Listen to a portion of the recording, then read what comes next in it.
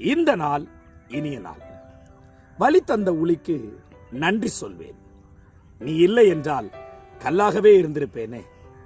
நான் படித்ததில் பிடித்த ஒரு காரியம், நிச்சயமாங்க, ஒரு கல்லை எடுத்து அதை அழகான சிற்பமாய் செதுக்க வேண்டும் என்று சொன்னால் அந்த கல் பல அடிகளை அல்லது பல துண்டுகளாக மாற நிச்சயம் ஒரு உளி தேவை.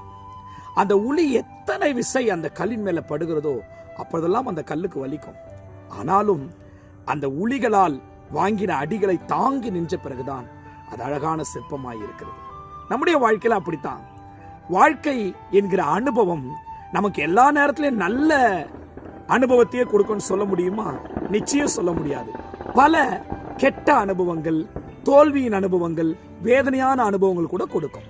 ஆகவே அந்த அனுபவங்கள் எல்லாம் உளி போல நம்முடைய வாழ்க்கையை செதுக்கி தேவையில்லாத காரியங்களை வெளியேற்றிக்கிட்டே இருக்கு. நீங்க வேணா பாருங்க, நிச்சயம் இன்றைக்கு பலிகளாய் தோன்றுகிற உங்கள் வாழ்க்கை நிச்சயம் ஒரு நாள் அழகான சிற்பமாய் மாறும்.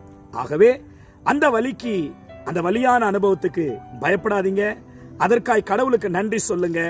இல்லைன்னு சொன்னா கடைசி வரைக்கும் நாமளும் கல்லாதான் இருக்கிறோம்.